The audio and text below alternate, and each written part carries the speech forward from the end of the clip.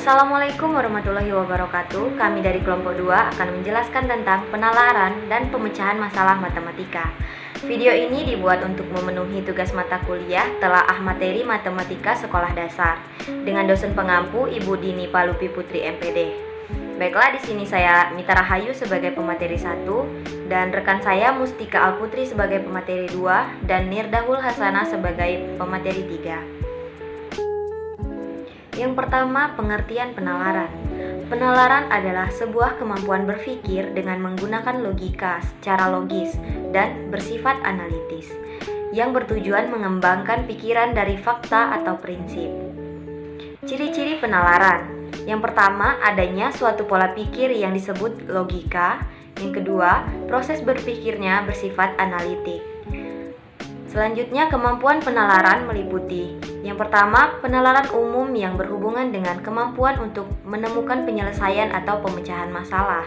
Yang kedua, kemampuan yang berhubungan dengan penarikan kesimpulan seperti pada silogisme dan yang berhubungan dengan kemampuan menilai implikasi dari suatu argumentasi.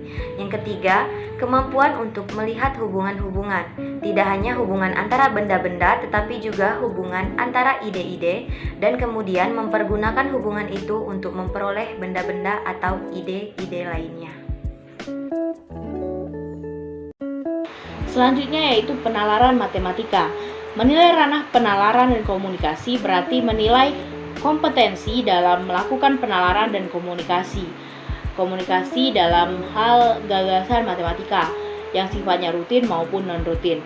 Indikatornya yaitu menyajikan pernyataan matematika secara lisan, tertulis, gambar, dan diagram, mengajukan dugaan, melakukan manipulasi matematika, menarik kesimpulan, menyusun bukti, memberikan alasan atau bukti terhadap kebenaran solusi. Selanjutnya yaitu menarik kesimpulan dari pernyataan, memeriksa kesahihan argumen, menemukan pola atau sifat dari gejala matematis untuk membuat generalisasi. Adapun penalaran ini dalam matematika terjadi ketika siswa yang pertama yaitu mengamati pola atau keteraturan. Yang kedua, pada saat merumuskan generalisasi dan konjektur berkenaan dengan keteraturan yang diamati. Yang ketiga, menilai atau menguji konjektur. Yang keempat, mengkontrak dan menilai argumen matematika. Yang kelima yaitu membuarkan konklusi logis tentang sejumlah ide dan keterkaitannya. Selanjutnya, pemecahan masalah dalam matematika. Pemecahan masalah merupakan usaha nyata dalam rangka mencari jalan keluar atau ide berkenaan dengan tujuan yang ingin dicapai.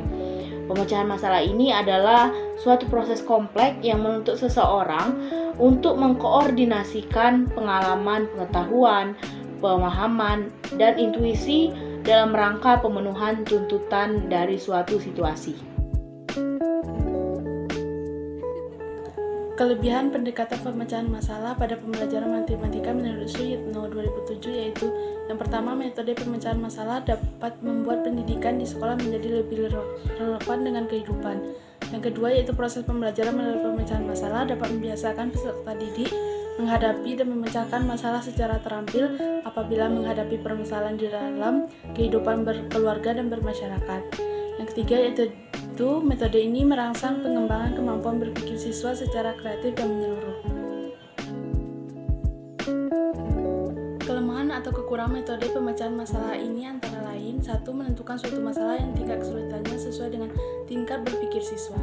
Tingkat sekolah dan kelasnya serta pengetahuan dan pengalaman yang dimiliki siswa sangat memerlukan kemampuan dan keterampilan guru. Proses belajar mengajar dengan menggunakan metode ini sering memerlukan waktu yang banyak dan sering terpaksa mengambil waktu pelajaran.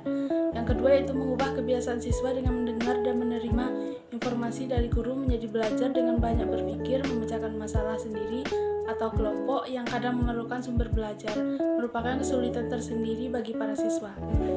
Sekian presentasi dari kelompok kami. Semoga bermanfaat untuk teman-teman semua. Saya akhiri. Wassalamualaikum warahmatullahi wabarakatuh.